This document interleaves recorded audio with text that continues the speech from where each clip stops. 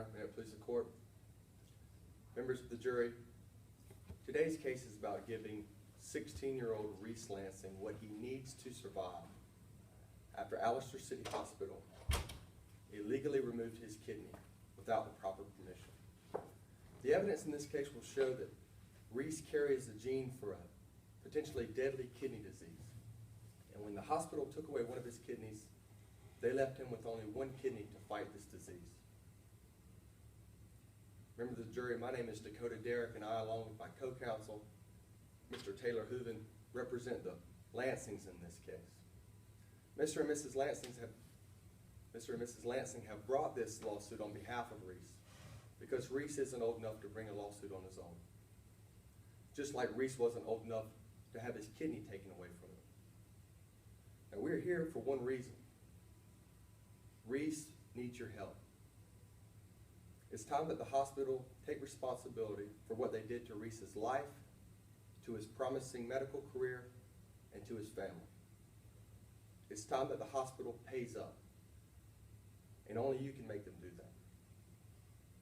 It's important to point out that we're not here today to decide whether the hospital did anything wrong. That has already been decided. The judge ruled that the hospital broke the law and committed statutory battery when they took Reese's kidney without his parents' permission. The law in South Texas is extremely clear. It says if a patient is a minor, a healthcare provider must get permission from the patient's legal guardian before performing any type of medical procedure. No exceptions, no excuses. But that's exactly what the hospital did in this case. Now, as the plaintiffs, we have the burden of proving the damages in this case. And we have to prove those damages by a reasonable probability.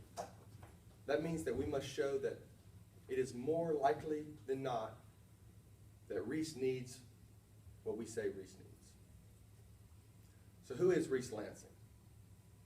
The evidence in this case will show that Reese is an extremely gifted kid. Mr. and Mrs. Lansing adopted Reese when he was 14 months old. They soon discovered that he was brilliant. They had his IQ tested at a young age and found that his IQ was 180. That's a genius level IQ. Mr. and Mrs. Lansing sent Reese to a special school so that he'd be challenged intellectually. And he blew right through the high school curriculum. He graduated from high school at the young age of 12 and a half. He went on to the University of South Texas, where he majored in pre-med. He's been extremely successful in that program.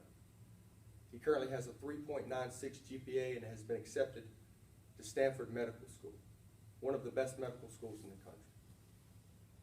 There is no question that Reese is a smart kid, but he's still just a kid.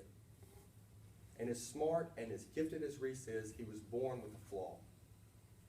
Reese was born with a gene for polycystic kidney disease, or PKD as it's more commonly known. PKD is a very serious kidney disease where cysts attach to your kidneys and interfere with their ability to operate. It ultimately leads to kidney failure.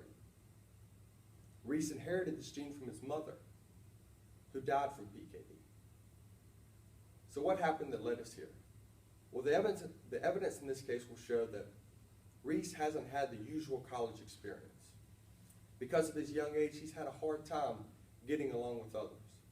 He's chosen to shield himself from most social encounters and had very few meaningful friendships.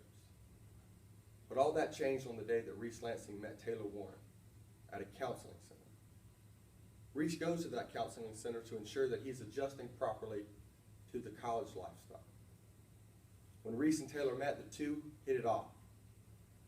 First, they started talking every week, and then every day, and they became closer and closer as time went on. So there was Reese. He had finally found someone who he could be friends with, someone he could connect with, someone who he could relate to, talk to. But there was just one problem. Taylor Warren was sick. Her kidneys were failing. And Reese could not see his only friend like that. So what did Reese do? He decided that he wanted to give away his kidney. He told his parents that he wanted to give away his kidney. And his parents said no, absolutely not. But Reese decided that he wanted to go through with it anyway. So Reese started the transplant process. First, he went to see if he was a match, and he was. And then he had blood tests done, and checkups, and he talked to counselors. And throughout this process, Reese filled out forms. Now the evidence will show that Reese was incomplete on these forms. Instead of putting his birth year, he just put the birth month and the birth day. Reese did this because he knew that if the hospital knew he was under 18, they wouldn't do the surgery. But Reese wanted to have the surgery done. Sorry.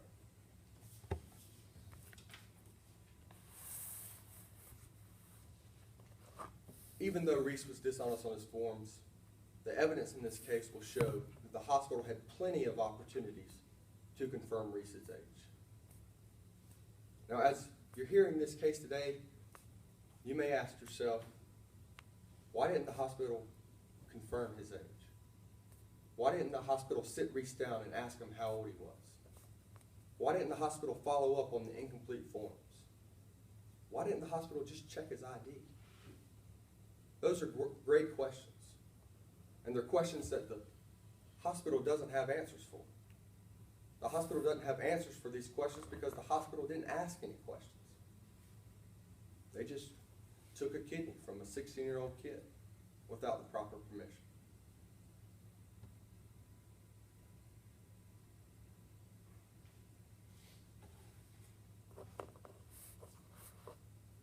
Now you may say to yourself, well, Reese was in college, so maybe he seemed like he was older, but he wasn't.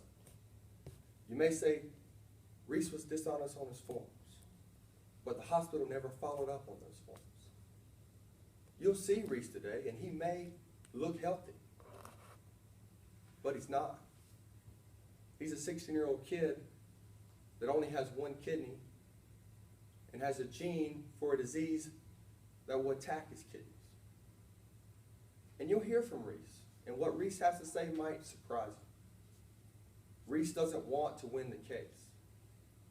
Reese doesn't want any money. Reese doesn't want to hold the hospital responsible for what they did.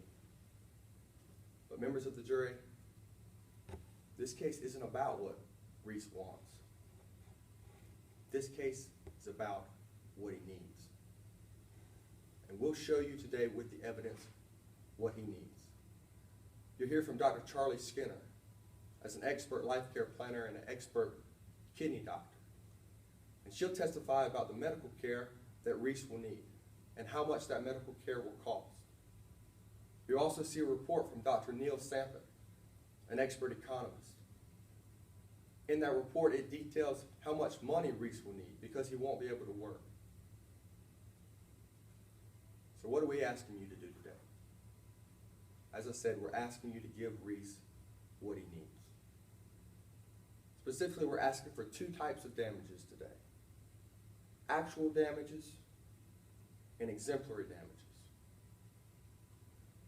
The purpose of actual damages is to compensate Reese for the harm that the hospital has caused him. And in our case, we will be talking about three components of the actual damages. First, future medical care. That's what Dr. Charlie Skinner will talk about. Second, loss of earning capacity.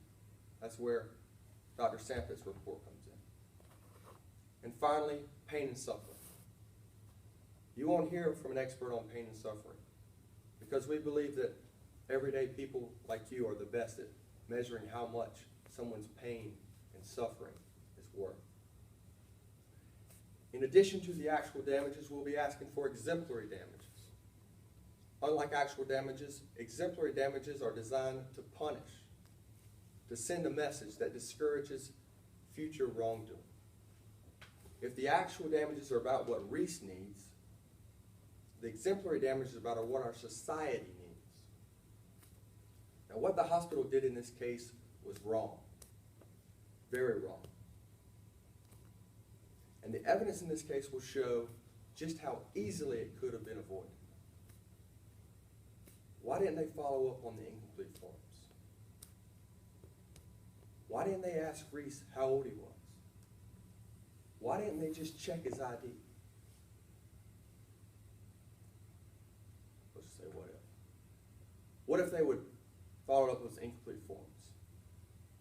What if they would have asked Reese how old he was? What if they would have just checked Reese's ID? We don't know what would have happened if that happened, because the hospital didn't do any of that stuff. But I can tell you this, had they done any of those things, Reese would have 2 kidneys in him today, and we wouldn't be here. So as the evidence unfolds today, I ask that you keep in mind that this case is about giving Reese Lansing what he needs to survive. Not what he wants, but what he needs.